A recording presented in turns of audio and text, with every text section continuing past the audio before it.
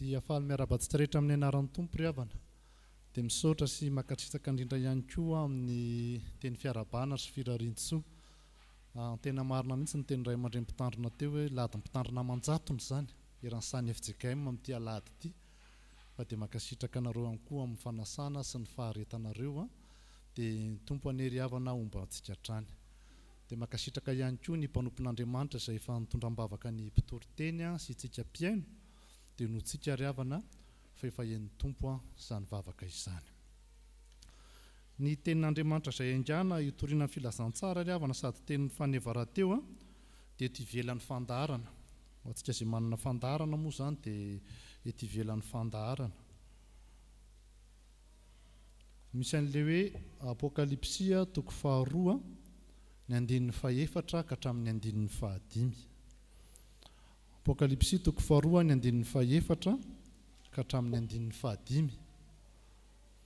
Dia nofitinina io Apokalipsia 2 andinin'ny 4 ka hatramin'ny andinin'ny 5 io.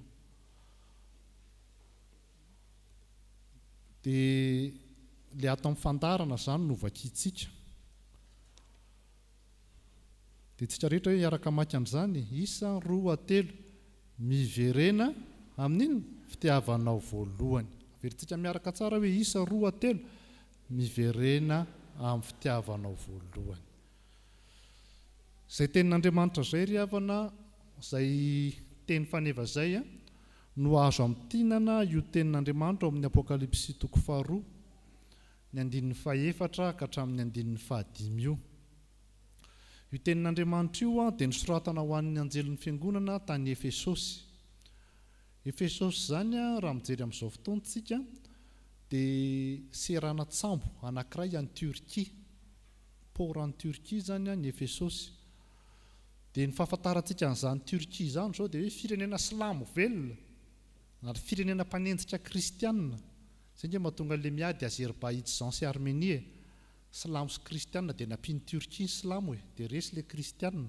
Vao tamin'ity taona ity zany firenena silamo malaza amin'ny fanenjehana kristianina, izany nahafantarantsika ny Turquie. Fa Turquie raha marina dia ao Turquie avokoa ireo fiangonana anankifito ilay any Asie Mineure izay nanoratana ny Apokalipsia. Ilay soraty amin'ny fiangonana ny Sardis, soraty amin'ny fiangonana ny Philadelphie, soraty amin'ny fiangonana ny Tiatira, soraty amin'ny fiangonana sy ny sisa sy ny sisa. Dia ny tenin'Andriamanitra ato amin'ity asan'ny apôstôly 2 ity andin'ny 4 ka hatramin'ny 5 ity izay nisoratana ho an'ny mponina tao Efesosy. Dia ny zavatra mahavariana amin'ny mponina tao Efesosy nahazo doka tsara nafinaritra izy. Fantatro ny asanao, fantatro ny asanao, zao mafinaritra, tsy tianao ty, mafinaritra ty, zao ty. Dia amin'ireo firenena fiangonana 7 tao Asie Mineure ireo ny betsaka dia vokiana. Fa fiangonana anankiroa ihany nahazo doka. Izay mahatonga hoe ny olona zany rehefa maka fianarana dia hoe fianana Philadelphie, satria Philadelphie anisan'izay voadoka fa tsara. Fa ry Efesosy indray anisan'izay vokiana fa tsy mety ny nataony. Tsy mety ny nataony satria nahoana? Fantatro ny asanao, fantatro ny ohatran'izao, fantatro ny ohatran'izao. Fa teny anankiray monja ny tsy mety aminao dia efa niala tamin'ny fitiavanao voalohany ianao. Niala tamin'ny fitiavanao voalohany ianao. Dia rehefa niala tamin'ny fitiavanao voalohany ianao, tenin'Andriamanitra amin'ny Apokalipsia 2 io dia hoe mibeba ianao ka miverena amin'ny fitiavana voalohany. Zay zany raha fitinina tsotra kely fotsiny ity tenin'Andriamanitra ity. Ny olona izay mino an Jesosy Mesia zany ry havana dia mila miverina aloha, mila miverina amin'ny fitiavana voalohany, mila miverina amin'ny fitiavana voalohany. Inona moa zany zavatra nitranga tao Efesosy? Tao Efesosy nisy an'ilay malaza be natsoina hoe Diana ny Efesosy. Ny zava-nisy tamin'izany zany ny mpandinika kintana Grika rehefa mijery ny lanitra, tsika zany zao rehefa mijery lanitra dia hitantsika tsara hoe rehetra misy kintana dia ny planeta mandeha hitanao mihitsy zany misy fotoana tena hitanao maso mihitsy hoe ilo le kintana fa mandeha mikisaka tsikelikely. Dia izay mahatonga hoe ny akamaroan'ny anarana planeta dia anaran'Andriamanitra Grika. Reny hoe Jupiter, Neptune, Mercure, reny zany anarana Andriamanitra Grika daholo reny, fa tsy mahasakana antsika tsy hampiasa an'ilay teny akory zany. Dia tamin'ireo tenyreo dia nisy taikintana, karazana meteorita, potina vato avy any an-danitra zany nitsofoka tamin'ny ninjera tetỳ ambonin'ny tany. Dia rehefa mitsofoka etỳ ambonin'ny tany izy ireny dia mandeha mafy be, dia mamay be, dia miakatra any amin'ny 2000 degré, 2000 degré any ny hafanana, dia manjelanjelatra be. Izay mahatonga rehefa mahita taikintana nareo amin'ny alina dia zzz mazava be dia maty satria memay ilay vato dia potika izy tonga aty amin'ny tany. Fa misy koa nefa memay dia ngeda be ilay izy mbola mitotona aty. Dia nisy kintana anankiray ninjera avy etỳ ambonin'ny tany, taikintana anankiray dia nitotona taty.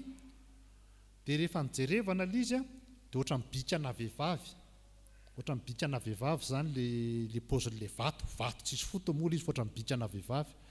Toy izy zareo hoe hoay io, nisy Andriamanitra anankiray ninjera avy any ambonin'ny lanitra.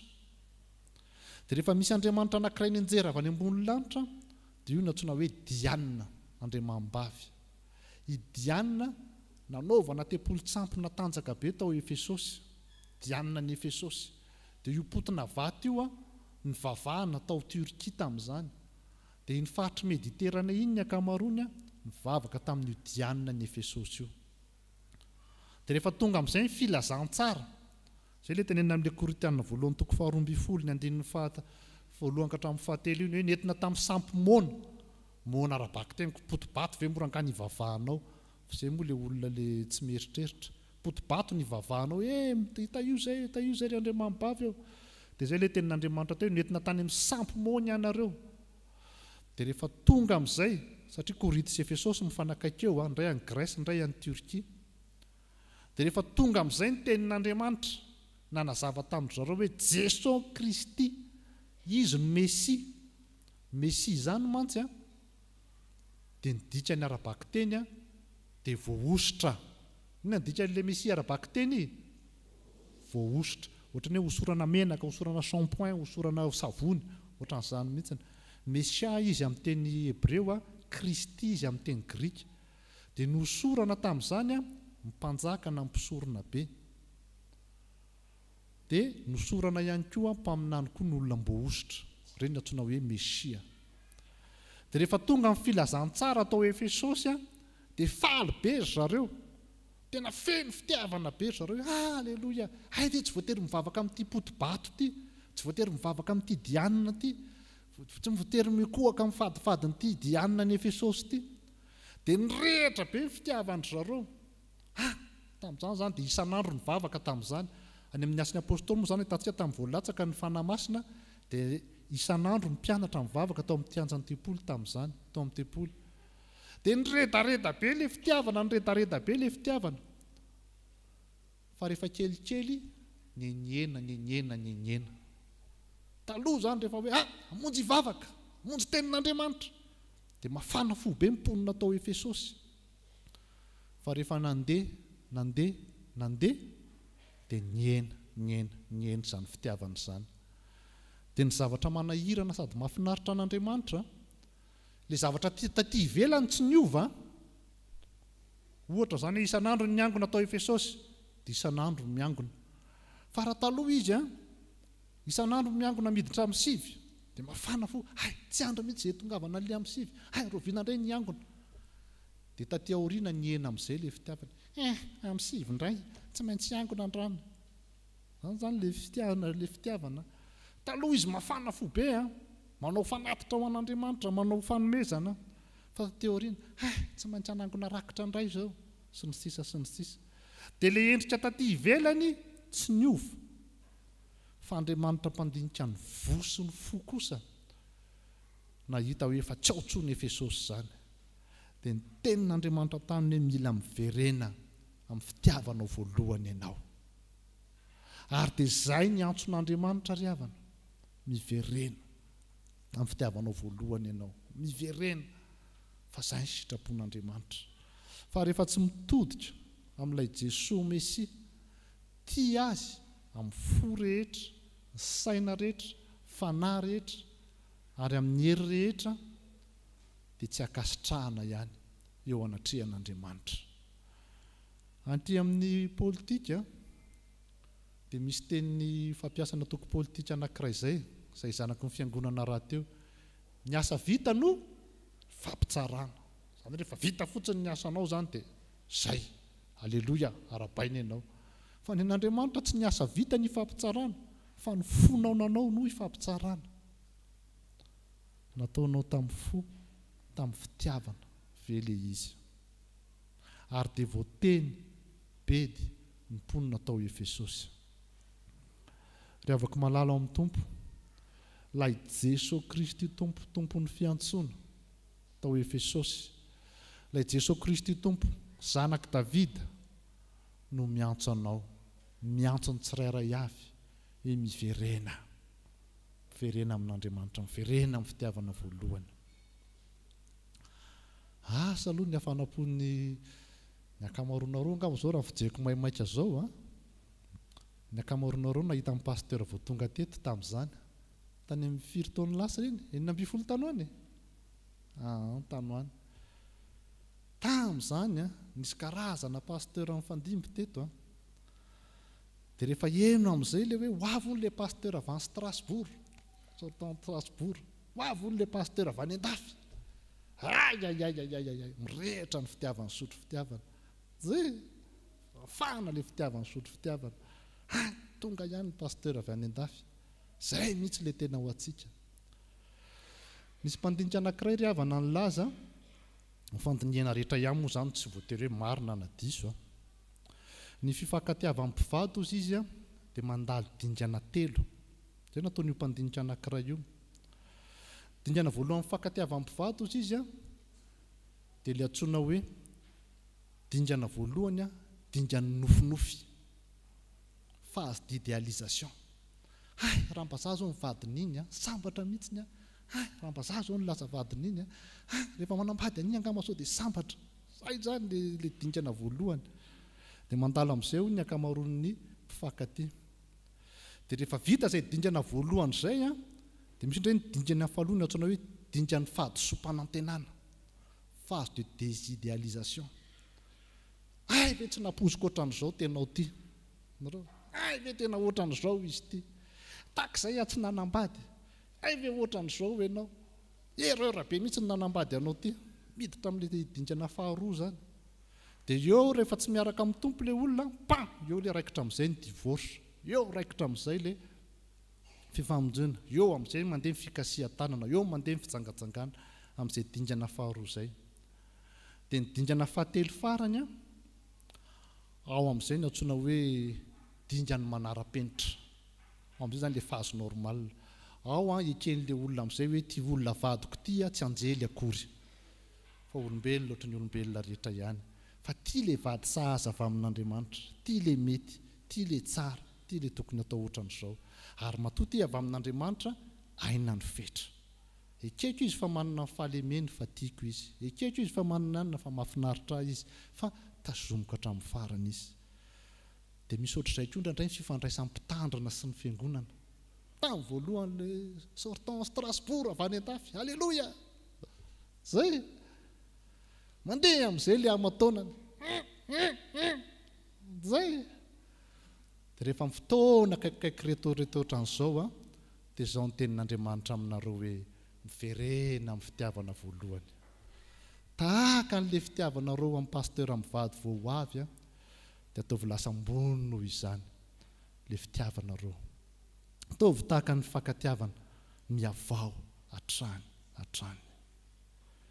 Fa raha verina ho an'ny Efesosy ihany teo ihany koa dia misy tenin'Andriamanitra manahirana ihany any amin'ny zaona toko 120 any. Rehefa nandeha tamin'ny vanim-potoana anankiray efa nitsangana tamin'ny maty Jesosy Kristy Tompo tamin'io. Dia rehefa nitsangana tamin'ny maty Jesosy Kristy Tompo dia nanampiseho fahagagana maro samihafa mpianalombola nieritreritra hoe ngahy iny tena nitsangana tamin'ny maty marina, dia avy io ilay lavaka tsy ho veto ny tananao. tomboko sy Andriamanitra. Dia rehefa nandamina vanim-potoana ohatran'izay dia rehefa tsy hita elaela Jesosy Kristy tompo Jaona 1:20 lasa indray reto mpianatra lozany nandeha nanarato nanarato. Dia rehefa nanarato ireo tsy nahazo trondro na ny ray ary. Olona mpanjony mahay be daholo ireo fa tsy nahazo trondro na ny ray ary. Dia rehefa tsy nahazo in'inona izy dia nitsainain'ny tompo hoe anaka manan-kanina va ianareo? Dia hoe tsy misy izay tompoko. Dia avy ara-tsao ny aratinareo. Dia nalatsaka ny arato Jaona 1:20 izany dia nahazo trondro 350. Dia rehefa nahazo an'ilay trondro 350 dia nandrahoana, natony dia nohanina, dia nanontaniany Jesosy indray mpianany. Tena mahavariana indrindra indray matoa Petera. Ry Simonina zanaky Jaona, motiava ahy ianao.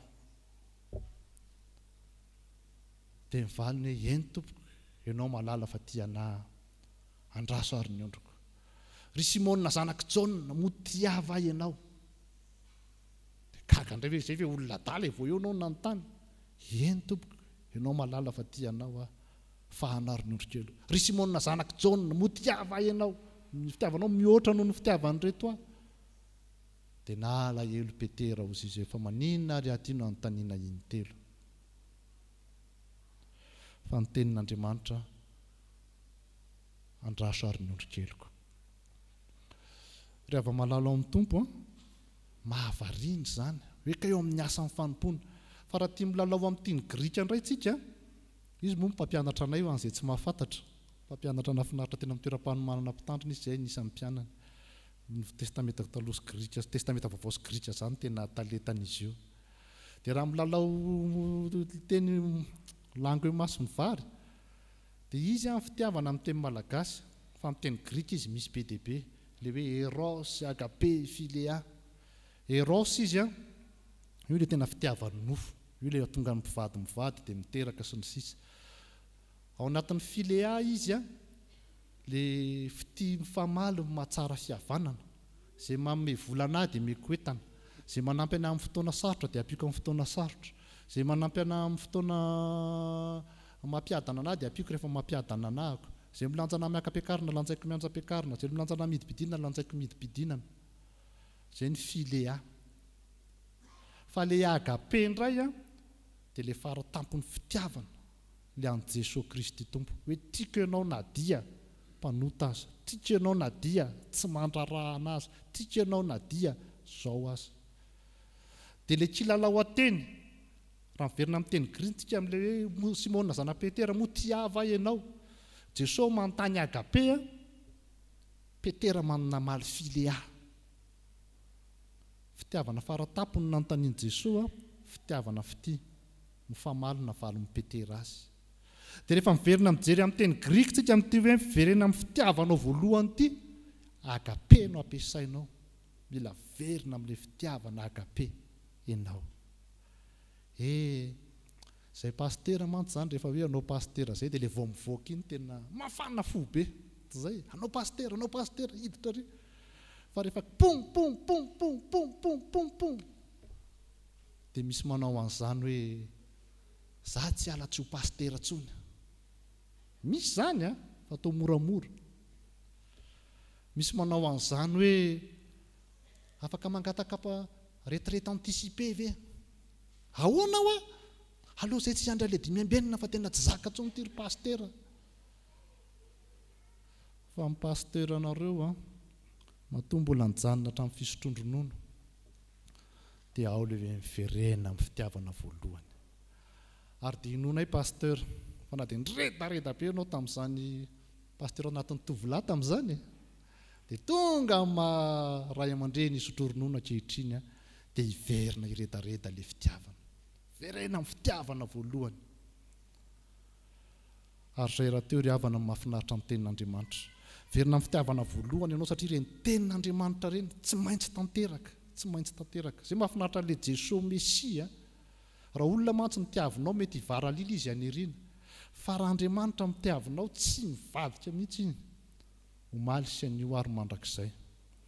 rehefa ao anatin'ny perikopy tony dia nyretony tsy tian'ny olona ianona niteraka ny anina ianona niteraka ny anina ianona niteraka ny anina inona ary lavana antony ao anaty baiboly ale olona le mpitsatotsatoka baiboly ma inona ny sitrapon'Andriamanitra andrany fofo dia tsatohana dia raha vao ianona niteraka ny anina avadio fa sy loha hafa fa misy lavana azy reny ianona niteraka ny anina ianona niteraka ny anina ny anina niteraka ny anina zao aloha Genesisy izay nivakiana tamintsika teo dia faminaniana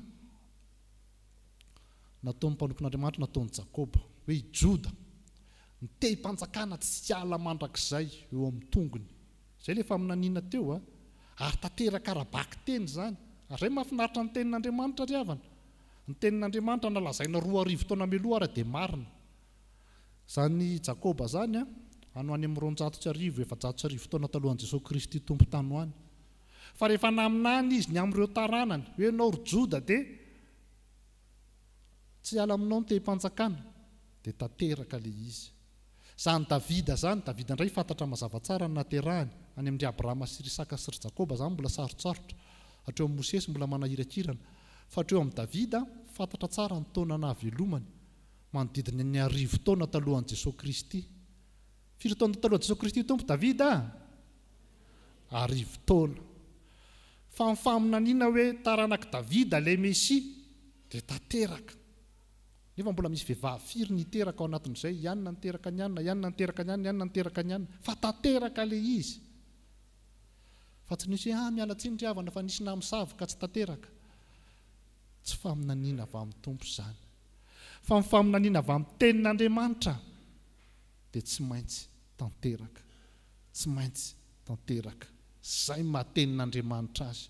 Dia rehefa manaraka amin'ny jenona hoe ianona niteraka ny anina ianona niteraka ny anina ianona niteraka ny anina dia miainga vary amin'ny Abrahama dia mandalo amin'ny Joda dia tonga ao amin'ny Jesosy Kristy tompo izay ray aman-dreny ny ara-nofo ny fahatanterahany faminaniana. Ry havako malala ao amin'ny tompo miverena amin'ny fitiavana voalohany.